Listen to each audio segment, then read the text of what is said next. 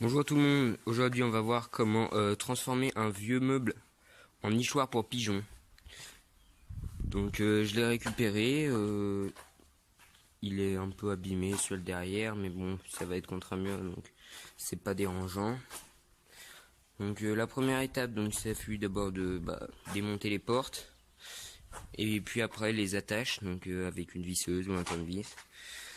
Et donc après là on va commencer, on va faire des cases donc avec on va mettre des bouts de bois, des planches entre les différents linteaux pour que ça fasse un nichoir. Donc en bas on va pouvoir mettre les gamelles à manger et à boire. Et voilà.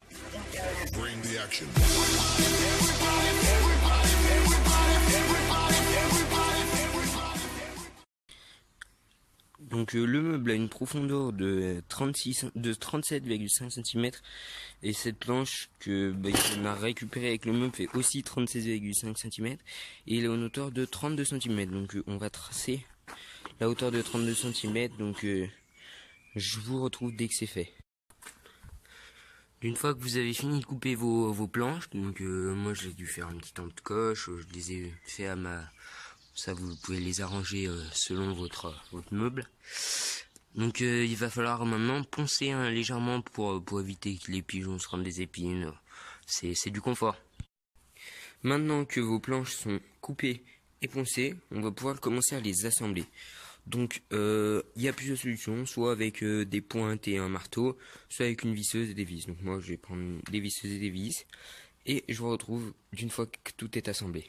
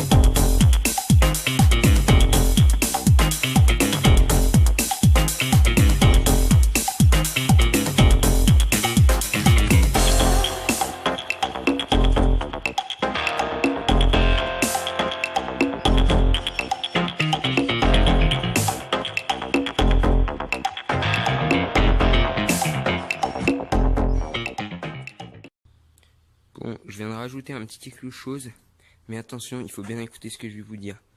Donc c'est des petits rebords ici, pour pas que les œufs tombent si vous voulez faire de la production de pigeonneaux dans les œufs.